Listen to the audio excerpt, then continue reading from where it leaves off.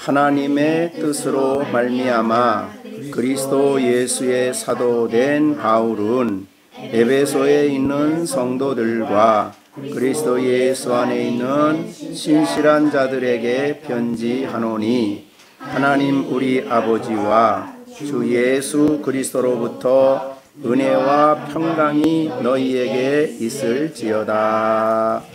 아멘. 네, 말씀 드린 대로 우리가 이제 시간 허락하는 대로 에베소서를 증거하고자 합니다. 대개 로마서는 바울 사도가 복음을 가장 단순하게 그리고 선명하게 설교한 내용으로 로마서를 말씀한다면 이 에베소서는 복음의 역사가 하나님의 시각으로 또 하나님의 거룩한 뜻 가운데 어떻게 복음이 교회 가운데 주어지고 역사했는가를 설명하는 영광스러운 복음이다. 그렇게 말합니다.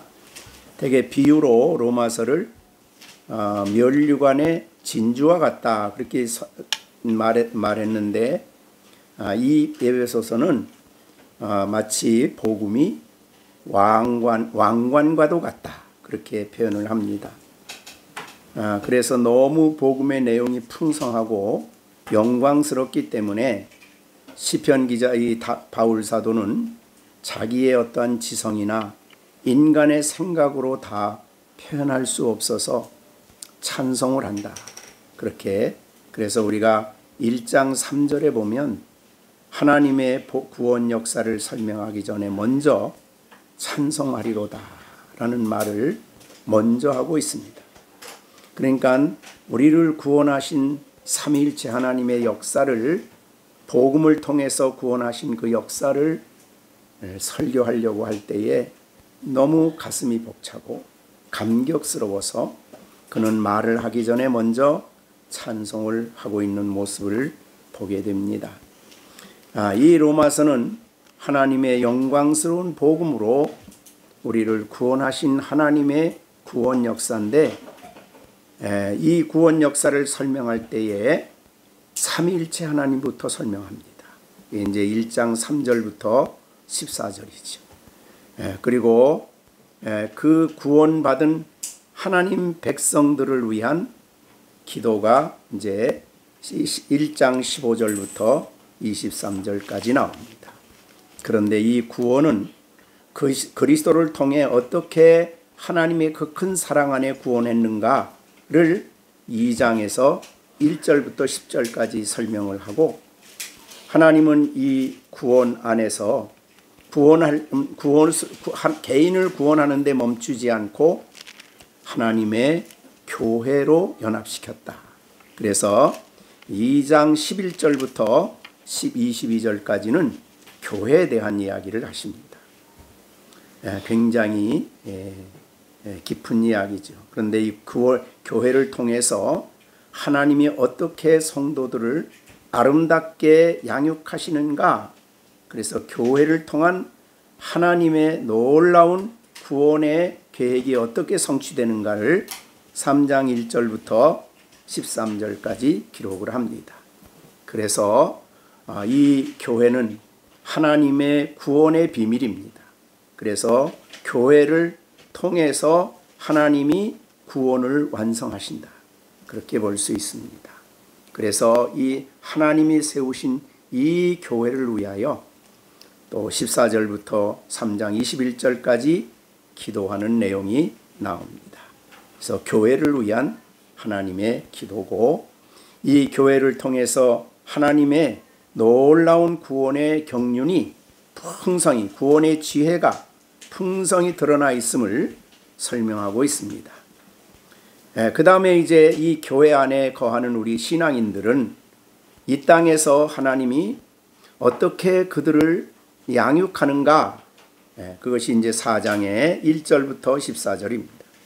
그래서 거기에 일꾼들을 세우시고 그 일꾼 안에 일꾼들의 돌봄을 통해서 성도들이 그리스도에게까지 자라가는 이런 엄청난 하나님의 신비로운 구원 성화의 과정을 이제 4장 1절부터 16절까지, 그 다음에 17절부터 이렇게 하나님이 구원한 사람들은 이렇게 새로운 삶을, 교회에서 신앙생활하면서 새로운 삶을 시작을 합니다.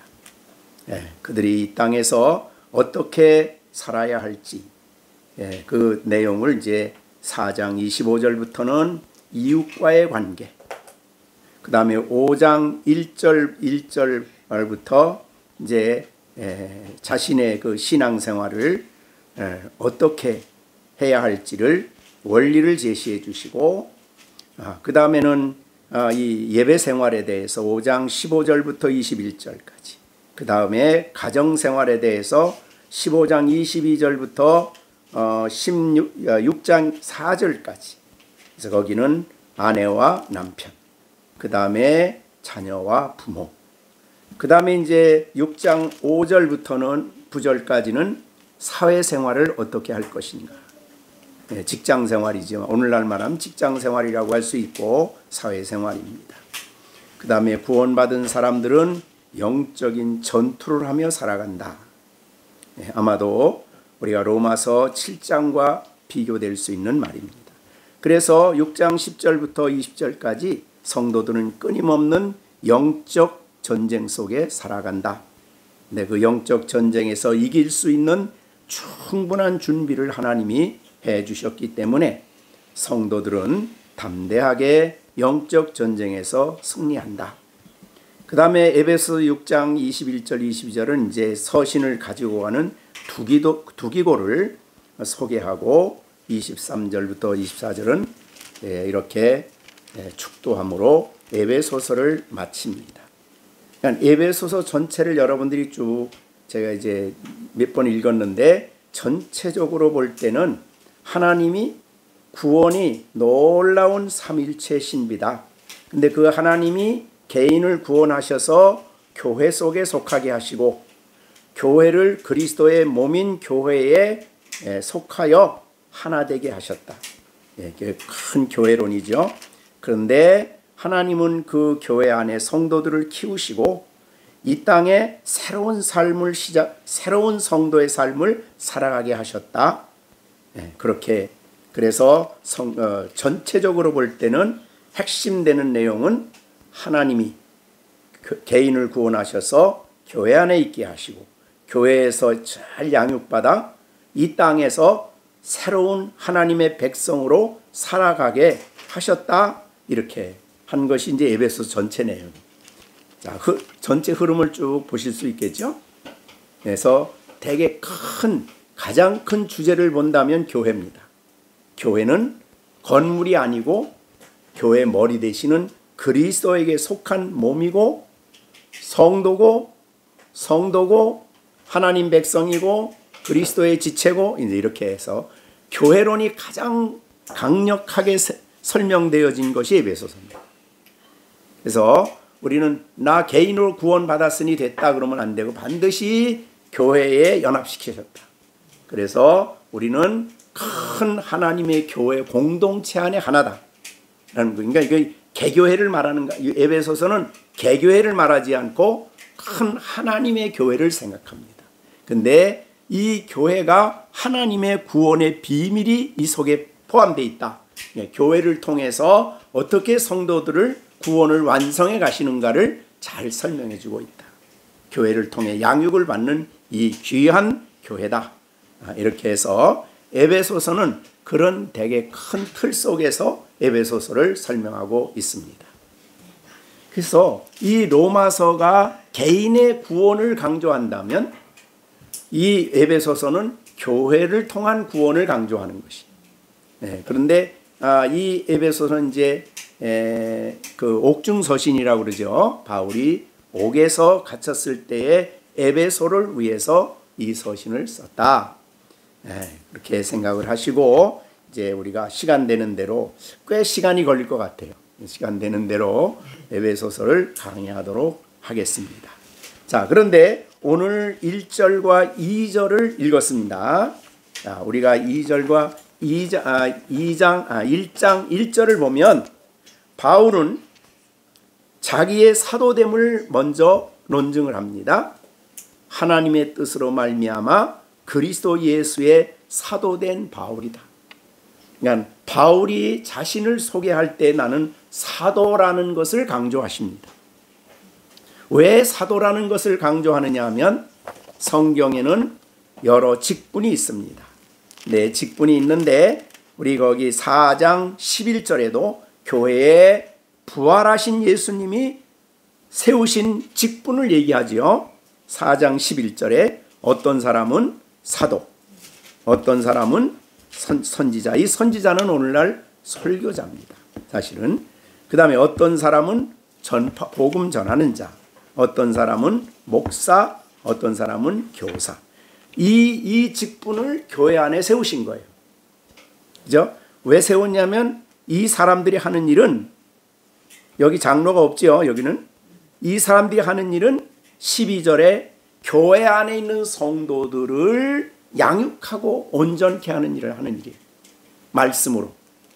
네, 그런데 이제 그 중에 제일 먼저 사도를 얘기했어요.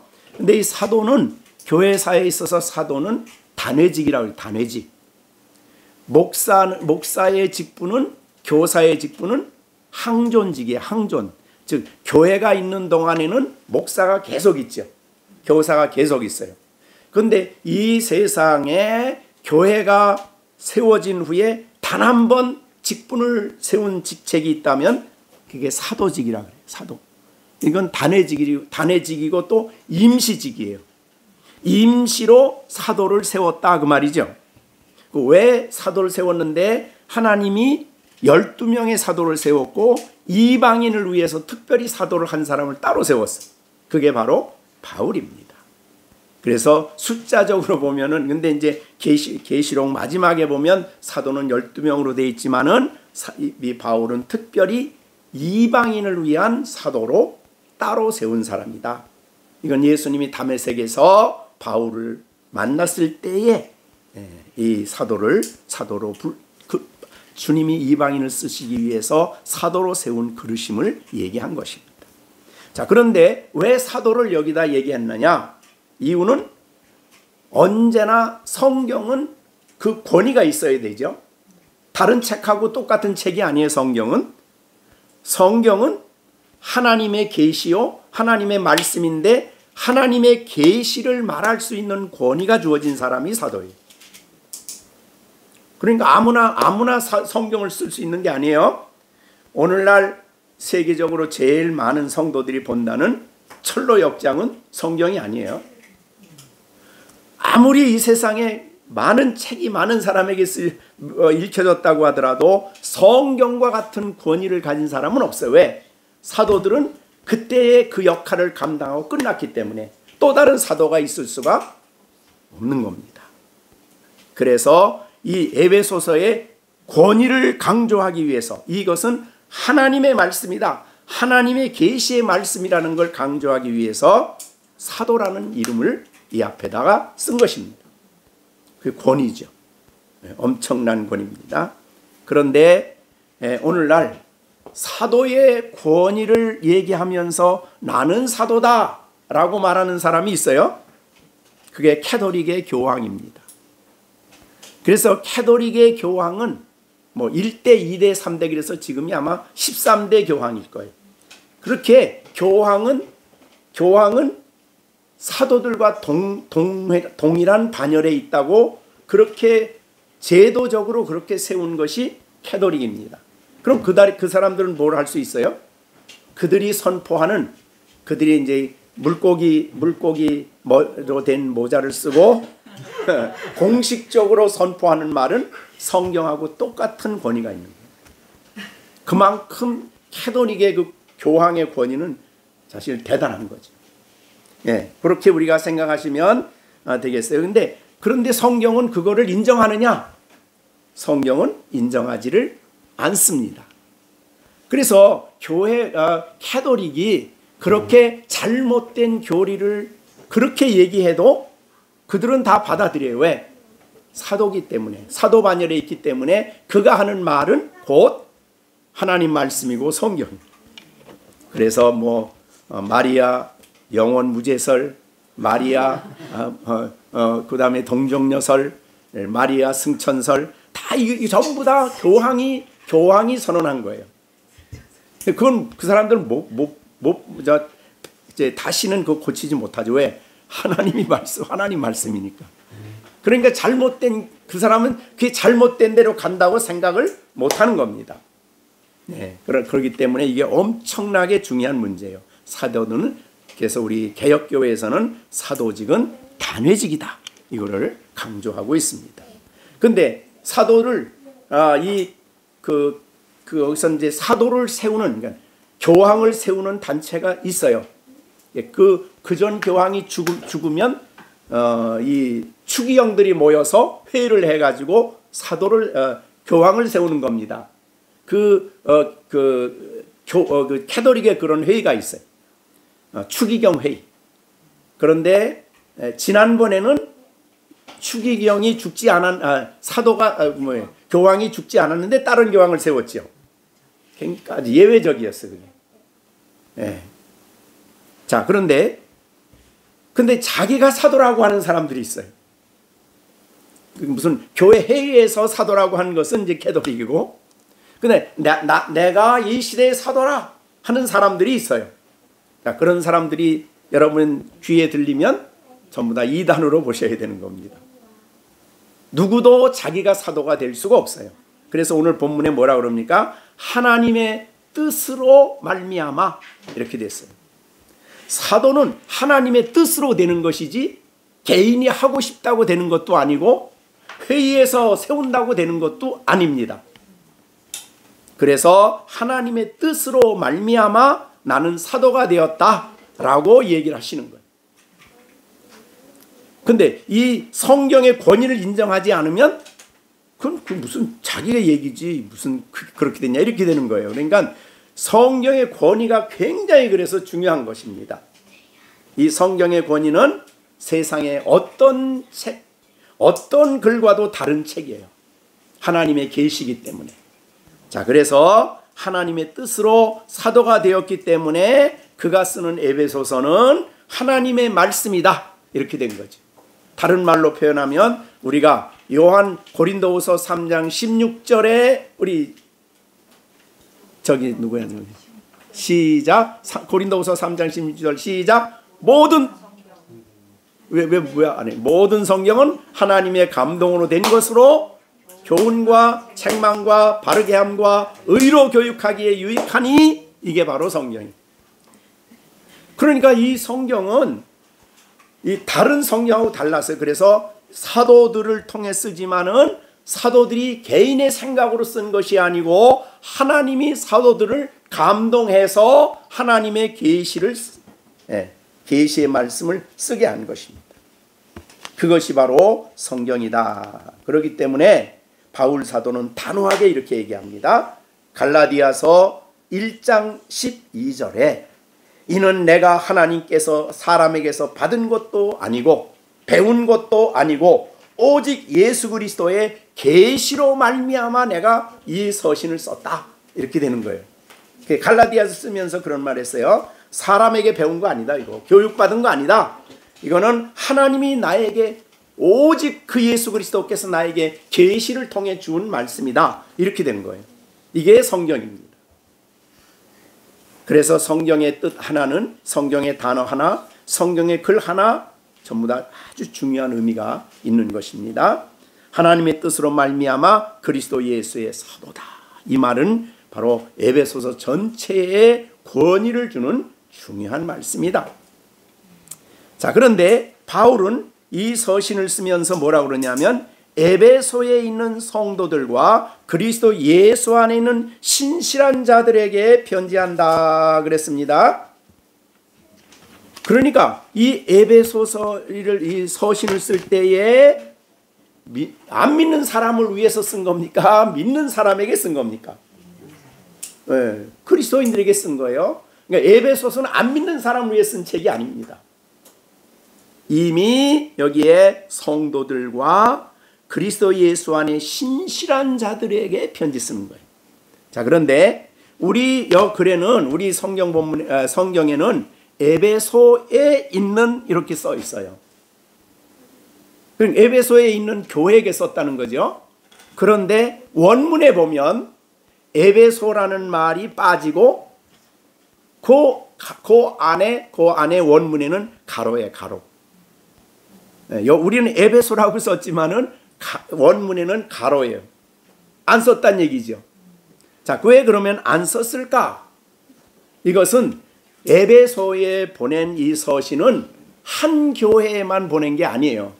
그걸 우리는 모든 주위의 교회들이 돌려가면서 보도록 쓴 서신이에요.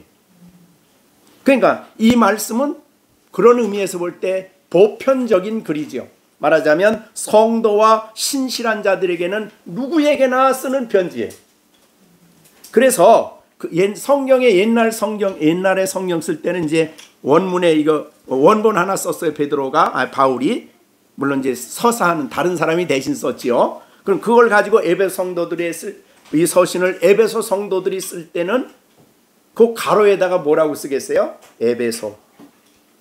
그 다음에 이제 다음에 이 서신을 다른 거기에 소아시아에 있는 다른 라오디게아, 빌라델비아 이런 교회 쓸 때는 여기다가 빌라델비아, 그 다음에 라오디게아 이렇게 써서 쓰도록 가로로 되어 있어요.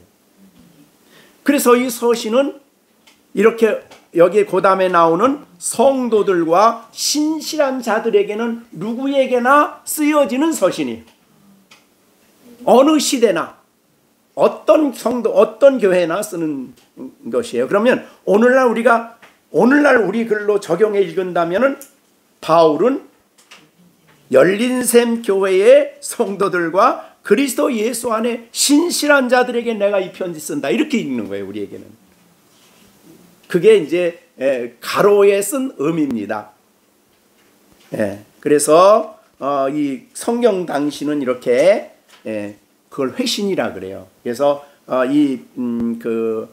골로새서를 읽을 때 뒤에도 보면 너희가 읽고 이건 라오디게아 교회에게 읽게 해라. 그렇게 뒤에 써 있고 라오디게아에서 오는 편지를 너희가 또 읽어라. 이렇게 돼 있어요. 그러니까 회신이에요. 회신. 돌아가면서 보는. 그런 것인데 오늘 본문에 우리는 지금 이제 인쇄가 돼 있기 때문에 누구나 다 가질 수 있지만은 성경 당시는 성경을 갖는다는 건 이건 꿈도 못 꾸는 얘기예요. 그래서 초대교회의 성도들은 대개 이 성경 하나가 우리 앞에 오면 개인이 가질 수 없잖아요. 그리고 빨리 자기들이 이 서신을 쓰든가 암송을 하고 딴 데를 줘야 돼. 그런 정도로 성경을 생각을 하고 그랬어요. 어떻든 간에 오늘 본문에는 하나님의 뜻으로 말미암아 그리스도 예수의 사도된 바울은 그리스도를 통해 받은 이 계시를 에베소에 있는 성도들과 열린샘 교회에 있는 성도들과 그리스도 예수 안에 신실한 여러분들에게 내가 지금 편지를 쓴다. 이렇게 우리가 개인적으로 우리가 받아 읽어야 되는 말씀이라 그 말이지. 자, 그런데 여기에 두 가지 서신을 받는 사람들에 대해서 두 가지 이야기를 합니다. 자, 첫째는 뭐죠? 에베소에 있는 성도들이라고 표현했어요. 에베소에 있는 성도들, 그 말은 에베소라는 도시에 있는 성도들이죠. 에베소 사람들과 구별된 사람들이에요. 다른 사람들입니다. 근데 성도들이란 말은 헬라어로 하기오스라는 말이에요. 하기오스. 성스럽다 그런 말이죠. 또는 히브리어로는 물론 짜딕이란 말인데 거룩하다 이런 뜻이죠. 히브리어로는 그 뜻 자체는 우리가 거룩하다는 의미에서 많이 들었지만은 이 내용은 구별시켰다. 세상 사람들에게서 구별시켰다. 이 교회예요. 자, 그러면 우리가 아브라함은 교회의 아버지죠. 그런데 아브라함은 하나님이 그냥 갈대아 우르에 그냥 안 뒀어. 어떻게 해요? 나와라, 떠나라. 그게 교회예요. 떠나서 내가 지시하는 땅에 가라. 이게 교회입니다. 그리고 이 아브라함이 흉년이 드니까 어디로 내려갔죠? 애굽으로 내려가. 가서 수모를 당해. 누구를 뺏겨요? 아내를 뺏겼는데 하나님이 개입하셔서 찾아줬죠. 그리고 난 다음에 신속하게 애굽에서 나왔다 그랬어요. 교회요. 교회의 특징은 항상 나와야 됩니다. 세상과 구별이 돼야 된다 그 말이죠. 그것이 바로 성도들입니다.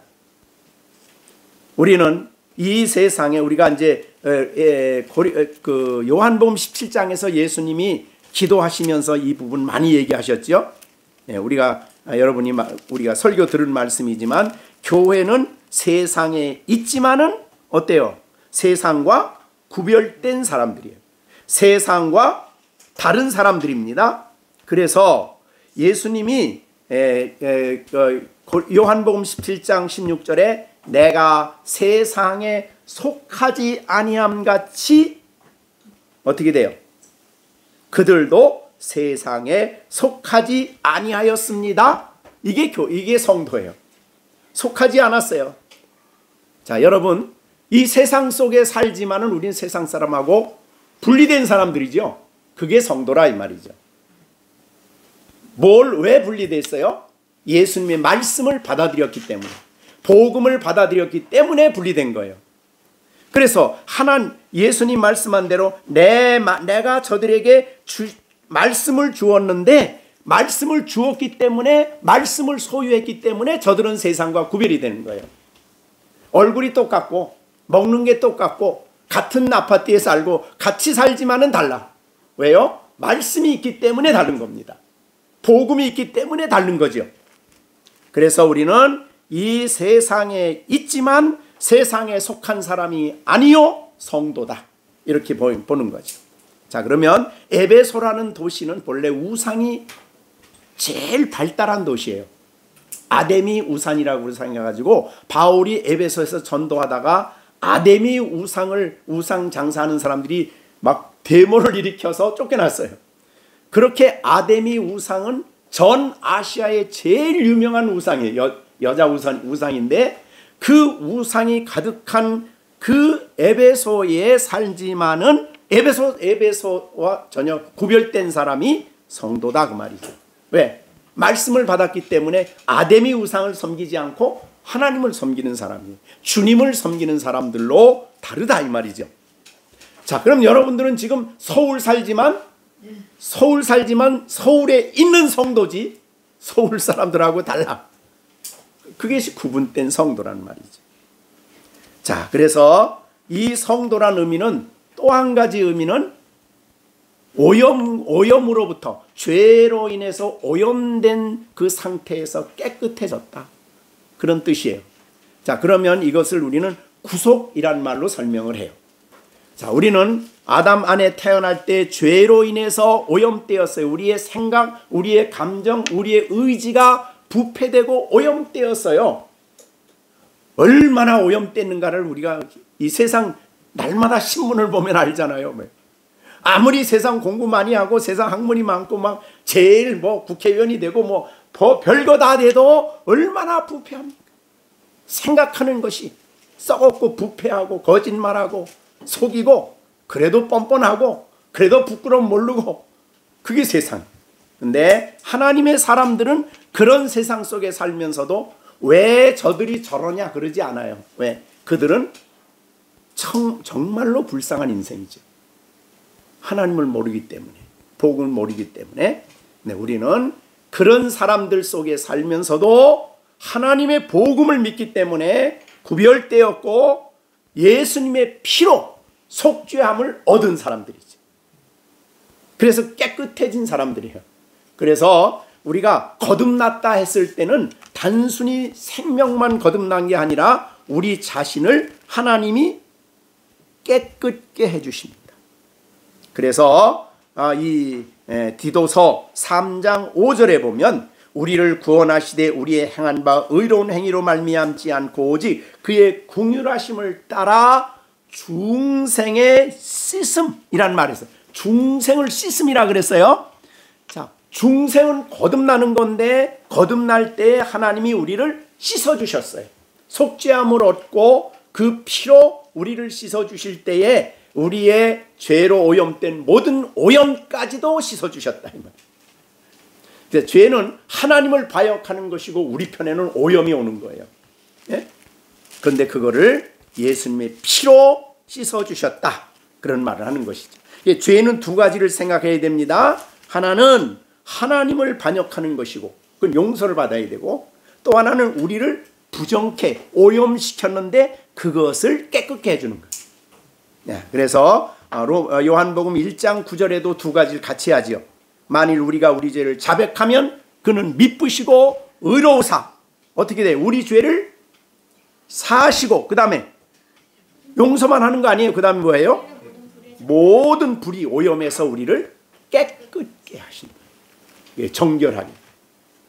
자, 그것이 바로 그리스도 안에 성도된 우리들입니다. 우리가 정죄받을 죄는 단번에 다 깨끗해졌죠. 영원토록 완전하게. 그런데 이제 우리 로마서 이제 6장 7장에 가면 믿었는데 우리가 육신에 있는 동안에는 죄가 여전히 영향을 미치기 때문에 또 죄를 져.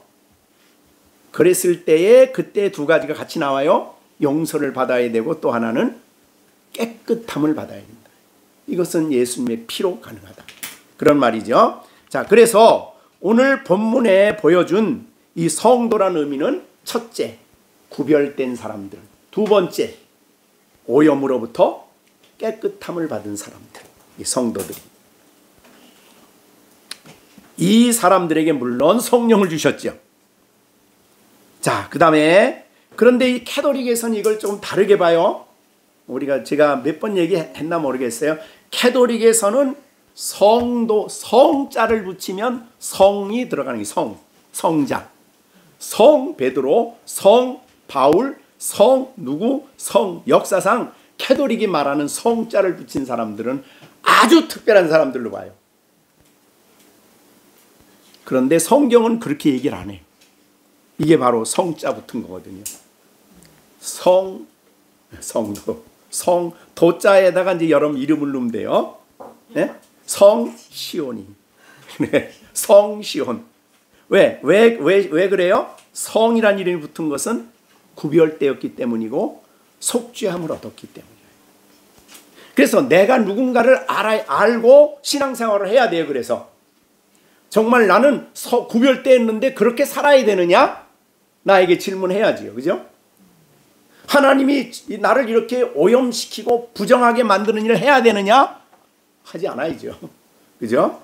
자, 그래서 우리는 기독교, 이 성경의 가르침은 성도는 예수 그리스도를 의해서 거듭나서 구별된 사람들, 이 사람들을 성도라고 표현을 하는 것입니다. 그러니까 이 서신은 성도를 위한 서신이에요. 이 서신은 에베소서는. 그래서 오늘 본문에 1장 3절부터 이렇게 엄청난 진리를 얘기합니다.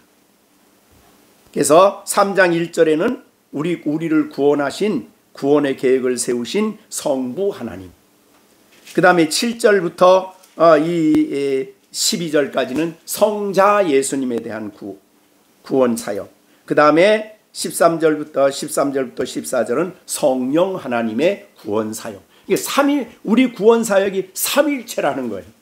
그러니까 이거는 사실은 성도만이 들을 수 있는 말이에요. 사실 알고 보면 안 믿는 사람에게 이거 얘기하면 전혀 복음을 못 받아들이죠. 그러니까 그들에게 말하는 게 아니에요. 그러니까 이미 신앙생활하는 사람들에게 하나님의 깊은 비밀을 설명하고 있는 거예요.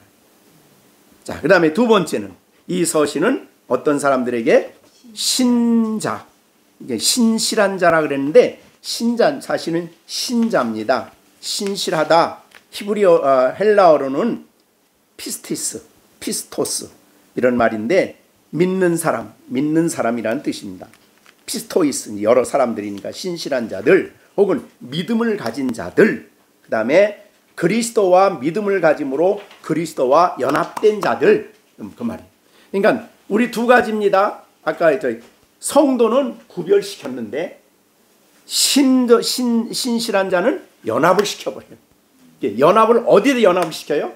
그리스도에게 연합시키고. 교회에게 연합시켜요. 그런 이제 두 가지 의미가 신실한 자들이라는 의미입니다. 연합의 굉장히 중요한 교훈이지. 연합은 우리가 세상으로부터 구별해서 구원시키려 한다면은 그리스도와 연합 하나 되게 한다. 믿을 때 그렇게 하시는 거죠. 그래서 요한복음 6장 56절 내 살을 먹고 내 피를 마시는 자는 내 안에 거하고 나도 그 안에 거하나니. 이게 바로 연합이에요. 그러니까 우리가 예수 안에 예수님의 피를 먹고 예수님의 살을 먹고 예수님의 피를 마신다. 먹고 마신다는 것은 비유적인 표현이죠. 어떤 의미가 있는 거예요? 개인적이다. 신앙은 개인적이. 먹는 건 다른 사람이 나 대신 먹어주지 않잖아요. 먹는 것은 개인적이다. 그리고 먹으면 그거는 자신에게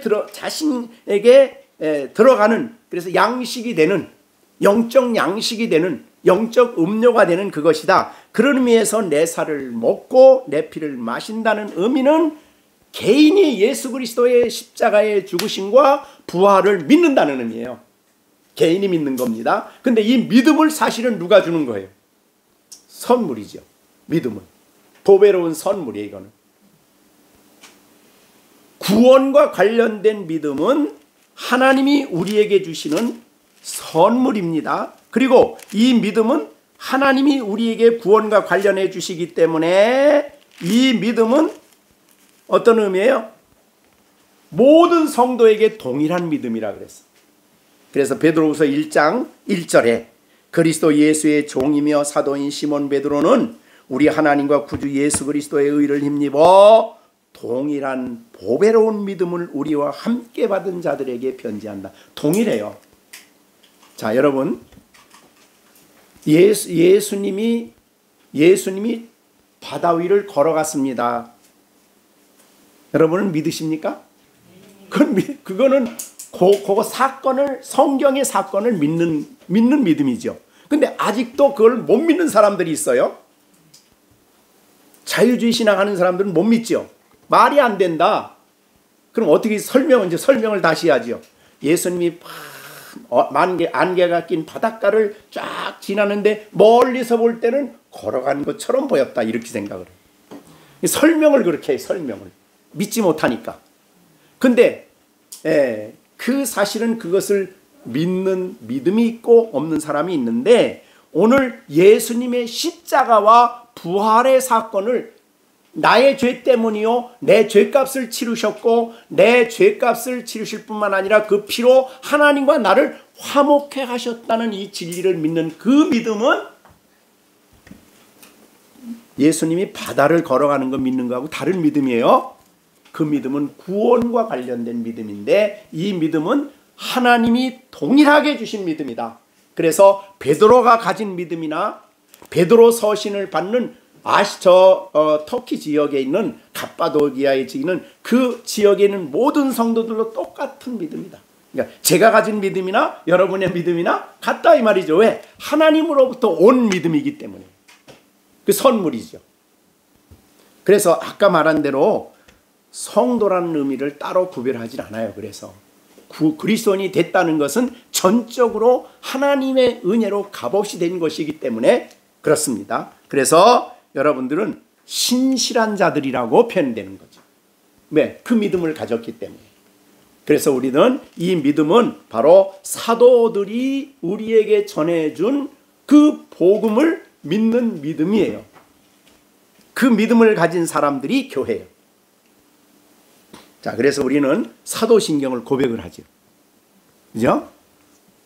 왜 사도신경이라는 이름을 썼죠? 사도들이 믿는 그 믿음이란 뜻이죠.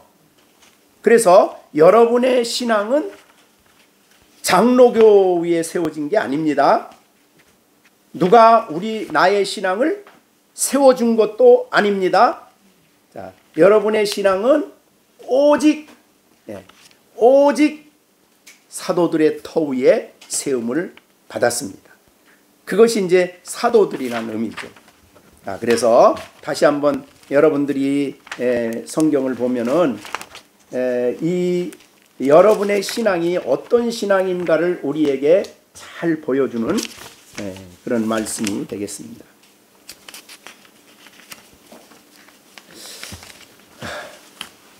자, 우리 고린도 전서 3장 보겠습니다. 고린도 전서 3장 10절부터입니다. 10절. 내게 주신 하나님의 은혜를 따라 내가 지혜로운 건축자들과 같이 터를 닦아두매 다른 이가 그 위에 세우나 그러나 각각 어떻게 그 위에 세울까를 조심할지니라. 내가 닦아둔 곳 외에 능히 다른 터를 닦아둘 자가 없다. 이 터는 뭐예요? 곧 그러니까 이게 신앙의 터가 예수인데 그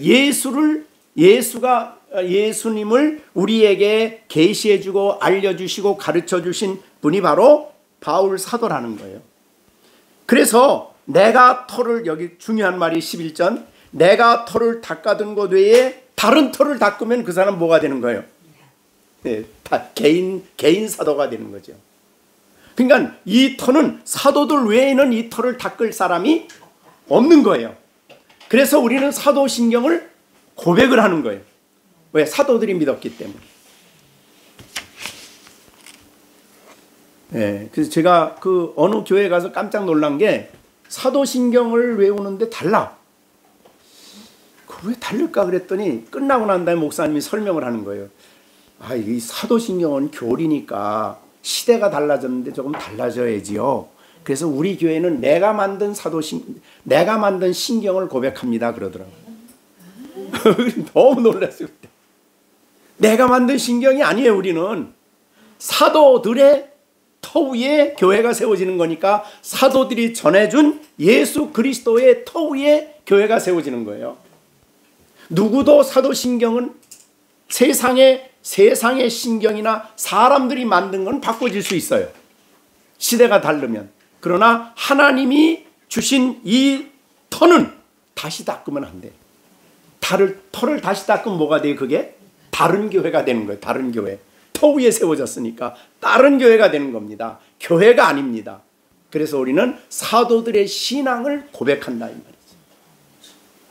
자, 그래서 여기에 분명히 얘기했어요. 이 닦아둔 것, 사도들을 통해서 닦아둔 것 외에 다른 터를 닦아둘 사람은 없는 거예요. 오직 사도들만이 가능해요.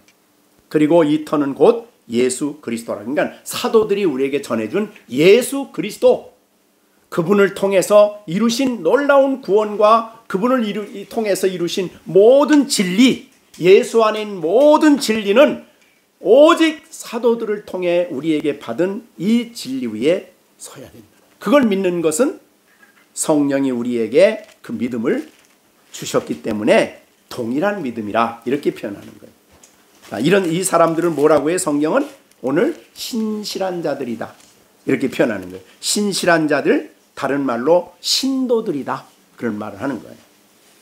그러니까 이 에베소서는 바로 그런 사람들을 위해서 지금 쓰고 있다 그런 말이죠. 편지한다 이런 말입니다. 자, 그런데 그 다음에 보세요. 그 다음에 이렇게 성도요, 그 다음에 신실한 자들을 위해서 이제 2절에는 축복을 하는 내용이 나오죠. 그죠? 자, 2절 축복이 두 가지가 있습니다. 그죠? 하나님 우리 아버지와 주 예수 그리스도로부터 은혜와 평강이 너희에게 있을지어다. 그렇게 은혜와 평강입니다. 자, 그런데 이 은혜는 누구로부터 오냐면 은혜의 발원지는 하나님 우리 아버지예요. 우리가 저기 태백에 가면은 한강에 발원지가 있어요. 거기는 뭐 1년 내내 샘이 솟습니다. 그 샘에서 솟아나듯이 하나님 아버지는 우리에게 은혜와 평강의 발원지예요. 거기에서만 나와. 그래서 거기에서 흐르는 물이 이렇게 북한강이 되고 남한강이 되고 나중에 한강으로 합류해서 큰 강이 되듯이 하나님의 은혜는 하나님 우리 아버지로부터 오시는 거예요. 그러니까 은혜는 하나님으로부터 오는 거지 다른 사람이 줄 수 있는 게 아니에요. 그리고 하나님이 우리의 아버지시기 때문에 주시는 거예요. 우리는 그의 자녀예요. 자, 원래 은혜라는 것은 받을 자격이 없는 자에게 베풀어 주시는 하나님의 헤아릴 수 없는 사랑을 은혜라고 그래요. 받을 자격이 없어야 돼요. 나 은혜 받을 수 있다 이러면 안 돼. 요새는 또 은혜를 나눠주는 사람이 있어요. 그럼 안 돼요.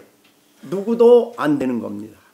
오직 하나님 우리 아버지만 자녀들에게 값없이 주셔요.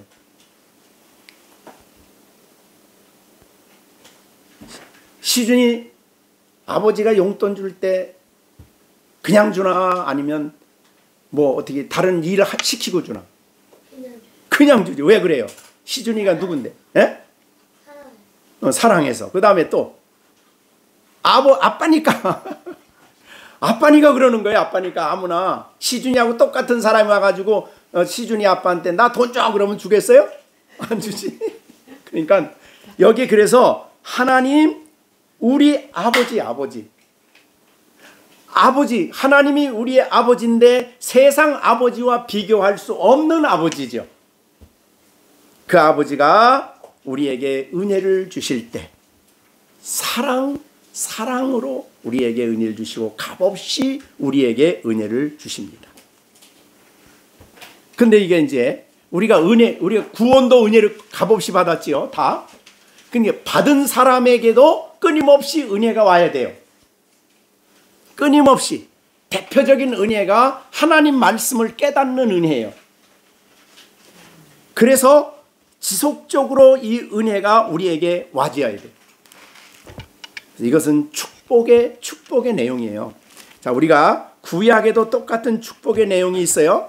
민수기 6장에 가보면 축도하는 내용이, 그죠? 민수기 6장에 하나님께서 아론과 그 아들들에게 너 이스라엘 백성을 위해서 이렇게 축복해라 그러고 민수기 6장 24절 여호와는 내게 복을 주시고 너를 지키시기 원하며 여호와는 그의 얼굴을 비추사 내게 은혜 베푸시길 원하며 26절 여호와는 그 얼굴을 내게 향하여 드사 평강 주시길 원하라. 여기 은혜와 평강이 나와요. 구원받은 백성에게 하나님이 지속적으로 주셔야 되는 게 첫 번째 은혜예요. 우리는 은혜 받았어요. 그래서 찬양을 해요. 근데 은혜를 받아야 돼요. 지속적으로 받아야 돼요. 근데 은혜를 받는 방편은 우리가 이제 세 가지 얘기했죠. 뭐예요? 성례식. 성례식은 사실 예수님이 십자가를 바라보는 거죠. 십자가의 진리를 깨닫는 게 은혜예요. 십자가를 통해서 하나님이 우리를 위해서 어떤 일을 하셨는가를 알게 되고 그 복을 우리가 누리고 있다면, 그리스도의 십자가를 통해 주신 모든 복을 누리고 있다면 그것이 바로 은혜라 이 말이죠. 그걸 깨닫게 하고 그걸 누리게 하고 그러는 것이 은혜예요. 그 다음에 두 번째 은혜는 아까 말한 대로 은혜 받는 방편은 말씀이죠. 성경. 뭐 떼놓을 수 없는 건데 다 연결되는 건데 성경을 통해서 은혜를 받아요. 날마다 받아야죠. 그 성경을 읽고 묵상하는 할 때 그거를 깨닫게 해주심이, 성경을 통해서 깨닫게 해주심이 은혜예요. 그걸 내게 적용시켜 주시고 내 말씀으로 받게 해주시고 알게 해주심이 은혜예요. 그러니까 우리가 이 은혜가 늘 우리에게 있어야 되지. 자, 우리가 예수님을 믿기 전에는 우리의 마음에 죄가 왕노릇했죠. 로마서 5장에 우리가 배웠습니다. 죄가 왕노릇해서 우리를 지배했어요. 그래서 영적으로 죽어있는 영혼들에게는 죄가 왕노릇을 해. 죄가 그를 지배해. 죄가 이끄는 대로 행동해. 그래서 그 마음에 그 죄가 이끄는 대로 욕심을 만들어내면 그걸 못 이겨요. 그대로 해야 돼. 거짓말해서라도 해야 돼. 숨겨가면서라도 해야 돼. 그게 바로 생명이 없는 사람들에게 죄를 따라 사는 삶이에요. 그러니까 여러분이 우리가 믿지 않는다는 게 얼마나 불행한지 몰라요. 자, 그 다음에 그런데 로마서 5장 21절에 영적으로 죽어있는 사람들은 죄가 왕노릇을 하죠. 그런데 거듭나 새 생명을 얻은 사람들은 뭐가 왕노릇을 해요? 은혜가 왕노릇. 은혜가 죄가 영향을 미치지 은혜가 그 사람에게 강력한 영향을 미치는 거예요. 은혜가, 깨달은 은혜가, 성경을 통해 깨달은 은혜가. 그러니까 모든 진리를 깨닫는 그 은혜가 그 사람을 지배하기 때문에 생각과 마음과 결단과 결정과 모든 삶의 은혜가 그를 영향을 미치게 되죠. 그래서 은혜 속에 사는 거예요. 그래서 은혜가 너희에게 있을지어다. 어떤 사람에게 있어요? 성도와 신실한 자들에게 은혜가 있을지어다 라고 축복을 하는 거예요. 자, 두 번째는 평강입니다. 우리가 아까 민수기에 보면 얼굴빛을 비추어 주시면, 그죠? 그래서 민수기 6장에는 그런 말씀을 하셨죠. 얼굴빛을 비추셔서. 네, 그렇게 됐습니다. 네, 그러면은 얼굴을 내게로 향하여 드사, 여호와는 그 얼굴을 내게로 향하여 드사 평강 주시기를 원하노라. 되게 얼굴이란 말은 하나님이 어떤 분인가를 보여주는 거지, 얼굴. 그러면 여기에서 우리가 볼 때에 하나님을 알게 되면, 아까 저 은혜 방편에 기도 빼먹었네요. 기도를 하셔야 은혜가 오는 거죠. 그래서 자, 그럼 여기다 두 번째 축복은 평강입니다. 평강. 그죠? 평강을 너희에게. 그럼 어느 때 평강이 오느냐? 왜 사람들은 평강을 갖지 못하느냐? 갈등이 있기 때문이죠. 왜 갈등이 있느냐? 인간의, 하나님이 없는 사람의 마음은 주인이 누굽니까? 자기죠. 자기. 내가 내 인생의 주인이에요. 내가 주인이에요. 그리고 내가 주인이고 내가 주인 노릇하기 위해 필요한 것들이 내가 원하는 거예요. 근데 그게 다 됩니까? 안 되니까 평안이 안 와. 근데 믿음의 사람들은 내가 내 인생의 주인이 아니고 하나님이 나의 주인이시되시죠. 그리고 그 하나님이 그리스도 안에서 우리를 위해서 어떤 일을 이루어 놓으셨는가를 알면 알수록 우리에게 와지는 게 평안이에요. 나를 사랑하시면 알면 알수록 평안이 와요. 그 주님께서, 우리의 주님께서 우리와 함께 계심을 확신하면 확신할수록 우리 안에 평안이 와요. 그러니까 하나님이 그리스도 안에서 우리를 위해서 이루어 놓으신 일을 깨달으면 깨달을수록 우리 안에 평안이 오고, 내가 죽어지고 주님이 우리에게 왕이 되시면, 내가 부인되어지면 그때부터 우리는 욕심과 탐욕을 내려놓게 되는 거죠. 마음의 평안이 와요. 그래서 평안이 우리에게 있기를 축복하는 거죠. 굉장히 중요한 축복이죠. 너희에게 있을지어다 라고. 그러니까 은혜와 평강, 하나님의 축도의 중요한 주제가 되는 것입니다. 그런데 이것은 오직 아까 말한 대로 하나님이 우리의 아버지가 되셔서 우리를, 이 땅을 살아가는 우리를 사랑하시기 때문에 주 예수 그리스도를 통해서 주셔요.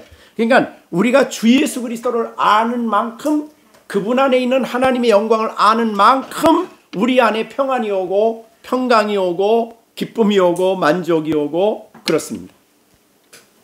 네, 그 기쁨이에요. 그래서 우리가 여기 예수 그리스도로부터 우리에게 은혜와 평강이 온다, 이렇게 되는 거예요. 평안을 다른 데서 예수님 말한 대로, 야, 세상이 주는 거하고 내가 주는 거하고 달라, 그렇게 말씀하셨죠. 달라요.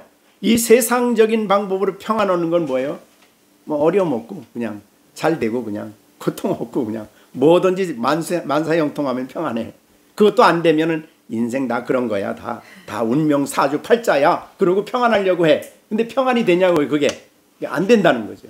평안은 오직 그리스도 안에서 우리에게 그리스도를 알므로, 하나님이 우리에게 주신 이 놀라운 축복을 알므로 우리가 평안을 누리게 되는 것입니다.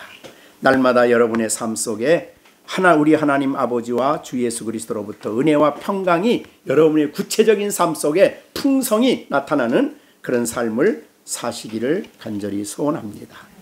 예, 오늘 말씀을 마치려고 합니다. 에베소서는 기독교, 이거 전체지만은 에베소서에서는 항상 하나님으로부터 출발해요. 1절에 하나님의 뜻으로, 그 다음에 2절에도 하나님 우리 아버지, 그 다음에 3절에도 하나님. 인간의 역사는 사람으로부터 출발하지만 하나님의 나라의 역사는 하나님으로부터 출발합니다. 그러니까 그러니까 에베소 전체를 보면 하나님에 대한 이야기가 가득해. 우리의 날마다의 삶 속에 나로부터 출발하면 평안이 없습니다. 나로부터 출발하면 갈등이 있고 넘어짐이 있습니다. 하나님으로부터 출발하는 우리가 돼야 되는 것입니다. 그리고 그분이 우리의 아버지. 그러니까 늘 말했지만은 신앙인에게 있어서 아주 중요한 삶의 출발은 하나님이 나와 어떤 관계인가를 아는 것하고, 그 다음에 내가 하나님 앞에 어떤 사람인가를 아는 것이 중요해. 그래, 내가 이거를 모르면 이제 잘못되어지는 거지. 그래서 성경은 우리를 끊임없이 하나님 앞으로 나가게 하나님을 얘기해요. 하나님을 떠나면 탕자가 되는 거죠. 하나님을 멀리하면 탕자가 되는 거죠. 하나님은 그래서 탕제된 우리가 하나님께로 돌아오는 것이 바로 회개예요. 하나님 앞으로 돌아오게 만들어요. 그래야 하나님 앞에 내가 누군가를 알고, 그래야 이 탕자는 아버지 앞을 떠나 지가 최고인 줄 알았어. 지가 제일 잘난 줄 알았어. 아버지 앞에 돌아와 보면, 그 앞에 무릎을 꿇으면 내가 누군가를 밝히 알게 되고 내가 어떻게 살아야 될 바를 그때 알게 되는 거예요. 그래서 성경은 하나님으로부터 출발한다. 하나님을 가까이 하라. 하나님께로 돌아와라. 하나님이 너의 아버지다. 하나님의 뜻대로 모든 일이 이루어진다. 하나님의 은총. 우리나라도 지금 여러 가지 복잡하고 어렵지만 그리스도인들이 한 가지 분명한 것은 역사의 주인은 사람이 아닙니다. 그렇죠? 역사의 주인은 지극히 높으신 하나님이 세상 나라를 다스리시는 분이십니다.